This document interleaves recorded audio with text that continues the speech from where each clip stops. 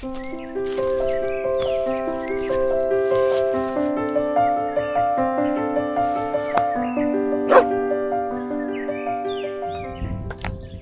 good afternoon. It's David Willey here again with the dogs chewing his ball in the background, and it's a lovely summer's afternoon, bit of a breeze around, but I thought I'd just have a little chat for something that's kind of prompted by some of the recent coverage of the VE Day commemorations. And probably I, like many of you, we think that Second World War generation, we know there's a few left now, 100, whatever. And then all of a sudden I was blown away where we have eloquent, interesting stories I hadn't heard before coming out the veterans' mouths about things. And of course, as is always said about the Far East, certainly if you're British, that idea that it was the forgotten army, etc. We just don't know, or we don't pay enough attention to that campaign as we do to Northwest Europe, etc. Now, if you're like me, you've probably listened to some of the radio. I was screaming at times because the way it kept being reported, for example, the anniversary of the dropping the atomic bomb, they kept using this phrase like, you know, just a few days before the end of the war, the atomic bomb was dropped, as if somehow this was some activity, sort of almost like vengeance or petty, getting your own back sort of thing, not actually using. It was Anthony Beaver, I was listening on the radio, was finally sort of trying to make the point that the end of the war came because of the dropping of the atomic bombs and the desire not to have the enormous numbers of casualties they were estimated, Japanese and, of course, Allied, more importantly for the Allies, Allied troops as well, after things such as, bring it here, come on, things such as Okinawa, you know, the casualty rate there, and then if that had gone on to the mainland. So there were things about the coverage that, again, as time moves on, however much we, you know, understandably, quite rightly, deplore the potential use of nuclear weapons, etc. But it was why it was being done there. I wondered if the American embassy was ringing up, you know, saying, listen, you know, I think you're using the wrong phrase. Yes, technically it was a few days before the end of the war, but it was a fact that that triggered the end of the war. But more to the point, what I wanted to talk about was this. There was one or two other ones as well, which came out about how those prisoners of war were treated. And one particular little account from a family member of father coming back and just writing a letter to what was then his girlfriend saying, I'll be back in about a month and I'll see you then, type of thing, but with a sense of complete trust and belief that she would still be there after 4 years of waiting for him to just walk in again. Or was it arrogance? I very much doubt it, because of that generation, you know, that idea that what the level of expectation was. And at the same time, the realization that he had that all the letters that she had written to him while he was in a prisoner of war camp were piled up and found in sacks in the prisoner of war camp, but never distributed to the actual prisoners of war by the Japanese, and what that must have made someone feel like. And that led me to take a look at this book again, which I heartily recommend. It's called Masters of the Post, The Authorised History of the Royal Mail by Duncan Campbell Smith, because it touched on something about letters that I just wanted to sort of say, because I suddenly realised there's probably people watching this, or could be people watching this, that may never have received a handwritten letter in their entire lives. Because the idea of the written letter and what it contained, etc., has moved on into other formats. Sadly, I would argue, and again, this is a typical old man speaking, that romance and impact of a handwritten letter doesn't seem to translate to a text message or a tweet or a email that seems to have taken over. And it was someone pointed out as well, this idea that, you know, what if you are a person who's never had that thrill of either getting the handwritten letter, and by the way, if you want to make an impact anywhere, job search, whatever, write a handwritten letter, because people pay attention, because they're so much rarer now.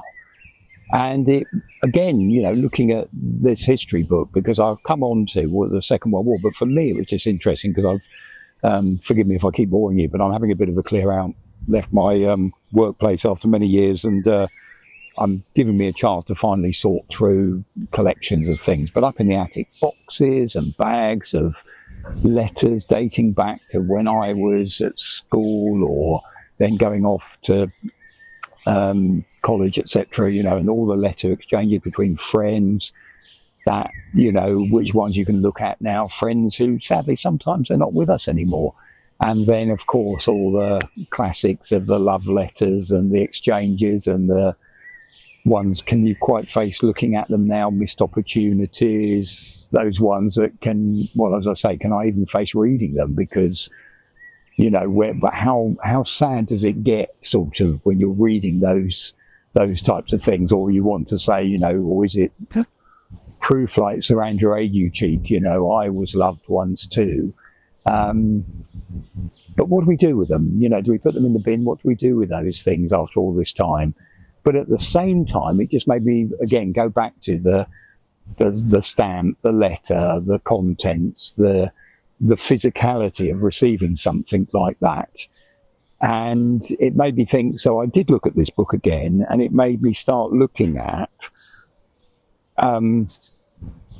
I was going to look at the First World War, but I thought, because of the anniversary and these references that were just being made on the radio to certain things of letters, that I thought I'd just pick on the Second World War and pick a couple of nuggets out of the book that I'd pass on to you here. So I will every now and again look at my notes here for reminding me of some of the things I wanted to say to you, because one of the things, again, in the book, it's quite cleverly just points out that the Second World War, when it comes for Britain, it's been heavily signposted, hasn't it, through the later 1930s, the rise of fascism in Italy, Japan to a degree, and the threat to the Far East, and then, of course, Nazi Germany. And that idea of how Britain is gearing itself up. And that goes to so many other areas of national life. And the post office is one of those where this idea of what are we going to do should a war come? And of course, if you like your history, you'll know in the 30s the threat of the bomber getting through was the paramount worry. We've seen Guernica, we've seen other situations where the bomber seems to be the thing that's going to cause the devastation. And there's been civil defence exercises, there's been all sorts of things. The post office starts looking at this and does preparation work and planning and investment in areas that, if you read their histories, pays enormous dividends when the war actually comes. It really does help that they've just about got finished a decentralisation plan. What will go where? How will we have sub-regional units that can take over? How do we have redundancy in a system?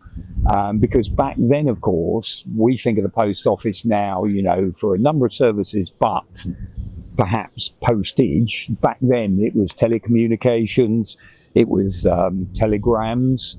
That was another weird one I was going to mention, the fact that I am a recipient of a telegram before they finished doing that in 1982. A then girlfriend realised it was going to end, and I thought, wouldn't it? She sent me a telegram, and I just think, wow, makes you sound so old. I have a telegram. Certainly, I didn't have a butler coming in like Jeeves and saying telegrams. But that idea, an individual actually came to the front door and dropped it off there. I didn't have sixpence to pay them, I seem to remember at the time, which would have been, again, another one of those little things that Miss Marple, etc., and Jeeves and all those things that we would love to have been able to do. But anyway, I digress as I always do on this, but the idea that they were responsible for so many important things in national life, and how was that going to continue? Should we get bombed? Should we have to move out? Should we have to do things? And one of those things that does happen quite quickly, there's something is set up called the Army Postal Service, but in fact, because after the BEF retreats, it's only got those 6 months or so of operations out in France before the post office, for most units in the UK, they realised quite quickly the post office is able to give at least one delivery a day of traditional post office service to military units in the UK. And that works for many commanding officers until, and we'll see in a moment how that is not going to work when we go abroad and we're fighting in North Africa again. So it's how do they cope with these things as postal delivery develops, and I'm really talking about mail here. 29th of December 1940, in the Blitz, one of the central buildings in London, main telegraph office, is gutted, as is another couple of buildings nearby, in that famous night when all those beautiful photographs were taken from the top of St Paul's, you know, the city ablaze all around. Within a few hours, they got the telegraph and the telephone system working again. Within 10 days, all services were back up to normal. And again, retrospectively, those in charge of the post offices realised that a lot of that was down to that pre-planning and getting some extra cables dug and getting a secondary backup should this one fail. So we will move our people to somewhere else. So I thought that was quite an important one. And I also thought in the book, I've just got to read it to you because he's a very good writer, Duncan Campbell Smith, and he says that how the post office worked in the sense of what it became as part of, again, that idea of the spirit of resistance and how things went that way. And I'm just going to read it for you because I think it puts it really well here. Behind all this resilience lay more than just the practical benefits of pre-war planning. The pride and professionalism of the post office prompted thousands of ordinary men and women in its ranks to respond to the horrors of the Blitz with extraordinary courage. When the imminent danger sirens went at night, many worked on regardless. Postal workers like ARP staff and firefighters were classified as essential personnel, given exemption from normal air raid drills. While the fire still raged, post office engineers, especially cable joiners, or jointers I should say, cable jointers, were often to be found perched inside fresh craters, tackling repairs even before the sound of enemy aircraft had faded from the sky. And in the morning, among the rubble and despair of the sight, the sight of the local postman sporting a steel helmet after November 1940 could usually be relied on to bring at least a semblance of routine back to the neighbourhood. Isn't that lovely writing? Summing up that sort of point of how important. And of course, you know, I'd like to think we don't have to say how important the post was. Sales went up of stamps. They just increased from 1.5 pence in May of 1939 to 2.5 pence. That was not about money so much as it was about increasing the cost to try and drive down usage, because the post office was realising we're going to have to resort or give a lot of our resource to the military come a war. And in actual fact, it made no real difference, 2.5 pence. There's a slight dip in the middle of London during the early parts of the raids, but actually overall postage goes up in the war years. And again, we go, no, why? Telephones, it was the beginning of this, you might call it an electronic age, and making the point in there about the usage. Enormous amounts of extra cabling is laid for the military. You can imagine all the RAF bases everywhere, then Bomber Command, then the US Air Force. They all need their own little systems to be able to report in properly on what's going on and what needs to go on. But the telephone becomes, more used in the war by the civilian population than it was pre-war. And that sense of look at what's going on and look at how that, knowing what's, the news, as it were, the information, the exchange, how your family's doing, how important all that becomes.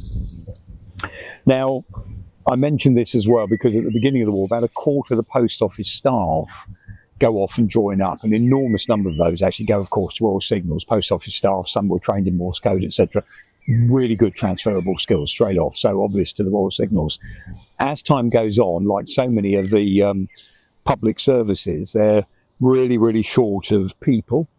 So again, we get the situation where the unions initially, never comes across particularly well, but they were absolutely adamant. No, we're not having women in these jobs. No, only men can do this, etc. Christmas 1940, for the first time, women are starting to do, just like again in the First World War, they're doing the postal deliveries as relief postmen because of the postage going up there, and they stay on. And the management in the post office is basically, by the end of the war, they're pushing for women in all these roles, and finally unions here, there and everywhere slowly have to give in.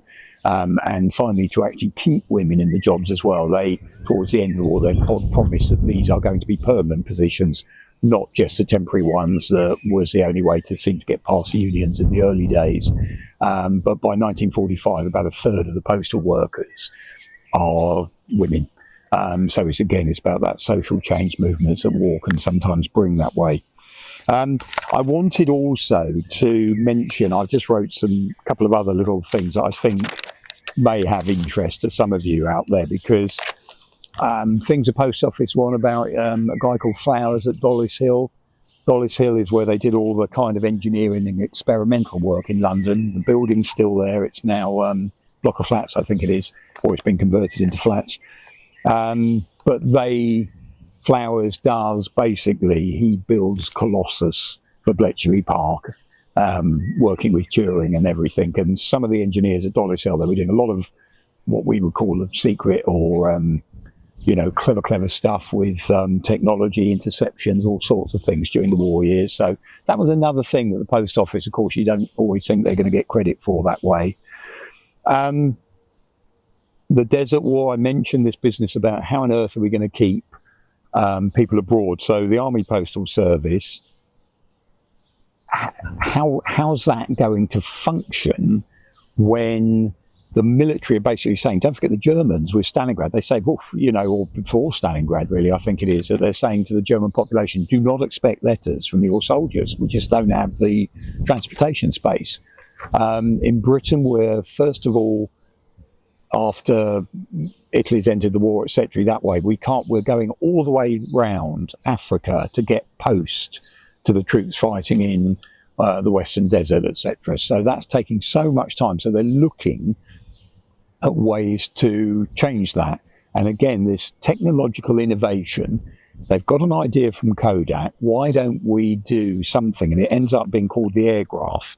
It's going to cost you threepence, but you write on a standard form your message, your letter, whatever it happens to be. It's slightly bigger than a postcard. Threepence. It's photographed, shrunk, put on microfilm, and then sent out where a reciprocal arrangement out in the Western Desert, that's where they're going to then enlarge the film, print them on photographic paper, the message for everyone. And I've got a figure here. The first one, by the way, May 1941, they get that going. 13 pounds of film weight covered off what would have been 1,600 pounds worth of airmail, or mail that they would have had to take before. So this was a really clever little invention, the airgraph. But again, the post office pushed forward, adopted by the rest of the Allies. The Americans, they call it V-Post, or V-Mail, they call it in America. And I've got here again a figure, the sort of things this book gives you. 1.5 million of those airgraphs were sent in 1 week in March 1943, so people could keep in touch going back and forward. And again, it's another one that, again, you may have in the attic. You realise you've got these things and suddenly the paper's different. It's obviously not written. That's why, because you're looking at a photographic reprint. That's how those messages were exchanged. In 1943, all told, 135 million of those airgraphs were actually sent back and forward. But it quickly changes as we start getting more space.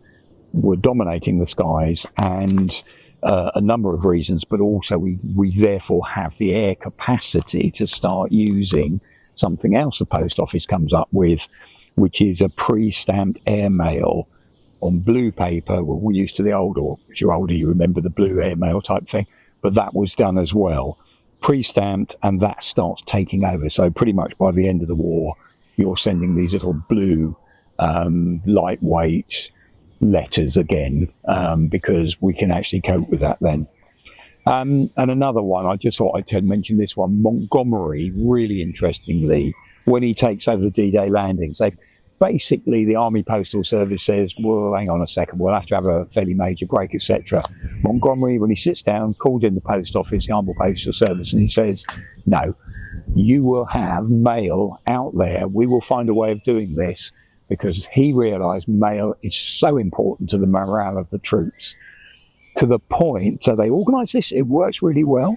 units are turning up on D-Day, finding once, or D-Day plus 2, 3, etc., getting to points and finding the mail sacks are in a field that they've been allocated, waiting for them. That's how good they got at one point. Paratroopers from the 6th Airborne Division are jumping out their planes, can you believe, on D-Day itself, with in their packs. If you're the postal officer, you will already have stamps and the paperwork, etc., so guys can write, and straight away we can get the all messages going back. They're jumping with that on D-Day. Quite staggering, isn't it? And again, this is Montgomery's realising the value that mail is going to have to his men, therefore we really need this doing. So 500 bags of mail are actually being delivered on D-Day plus 2. That's how important it was. And by September of 1944, the average, if you post a letter to your guys in the British Liberation Army, normally it's 2.5 days average for it to arrive at the right unit and the right person. Imagine the organisation of doing that sort of thing. So very, very successful from that point of view. So I come back to, I just thought these were little things triggered. Sorry, they all seem a bit ramble, but I said I always waffle on these things. And that to me is another thing that comes back to today, because I think it's such a shame now that the cost of mail is so expensive that traditional writing people or cards or all those things, you know, we'll give Christmas cards now, maybe. Suddenly I was thinking, you know, what is it? £1, I wrote them down, 165 now for a first class stamp. And I'm thinking, though, here's me, I did my homework. It used to be 3p for a first class stamp in 1971, 10p in 79, 20p in 1989, 30p in 2005, 95p in 2022, and it's just gone like that in terms. So we were looking at average, you know, that's gone up 64%. Overall, the average has gone up 17% in terms of inflation. So it just, you know, I think twice now. It's such a shame, because I've got all these beautiful cards I've collected over the years, postcards, etc. What a shame we just don't send postcards anymore, where everyone, all that information, all those images, all that stuff. So what am I saying that for? Yeah, okay, we can just get soppy sentimental, things move on. But I do think people are missing it. And if you do want to impress somebody, handwritten letter or handwritten card or something really sticks now, because it is getting rarer. I feel sorry for those people who've written to each other over time, you know, whether you started as pen pals and everything, where now, you know, £1.60 every time you put something like that out there. And is it really worth first class? That's another one of those sort of kind of questions that way.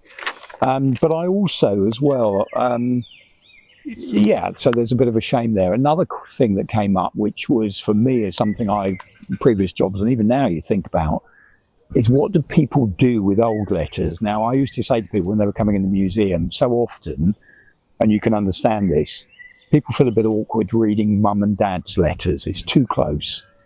But try the grandchildren, and then they see the historic distance and the interest there in another way. So again, if you're worried about these ones, is there a way we can pass those on to another generation? Of course, if you have the time and energy, if you're worried about space, scanning them. But just remember, paper is going, anything you've got digital, because all these text messages, all these emails, whatever anyone tells you, they're backed up. If you back them up and do everything, they're going to go. I just hate to say it, unless you invest so much time and energy, and still that work's going on about digital records, you know, that we're not really there yet.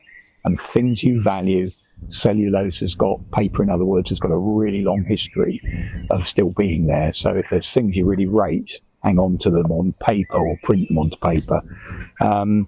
Because that bit about that of what do we do with these letters, who's going to be interested in them, and obviously as time moves on, they are of more historic documents, World War II generation.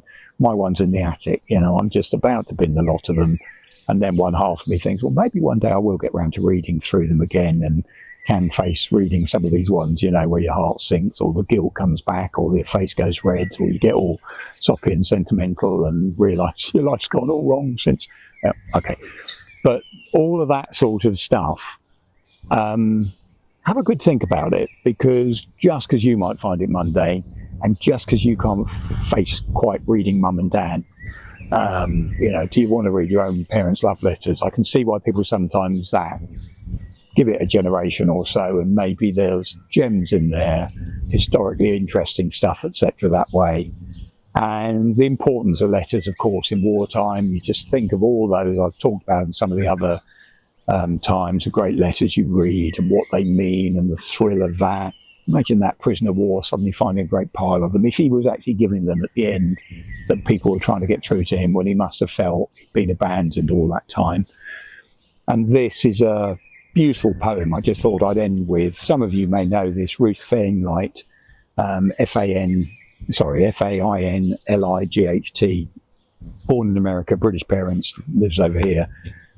It's a poem called Handbag, and it just says it all. Handbag.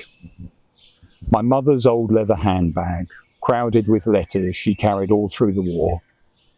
The smell of my mother's handbag, mints and lipstick and cotty powder. The look of those letters, softened and worn at the edges, opened, read and refolded so often. Odour of leather and powder, which ever since then has meant womanliness and love and anguish and war. By Ruth Fainlight. I'll finish on that one. Thank you as ever. Finn, we've just been blackberrying. I thought he'd be all nice and tired, but think about writing something to someone. I'm sure they'd be really taken with a handwritten letter. Thank you, and see you next time.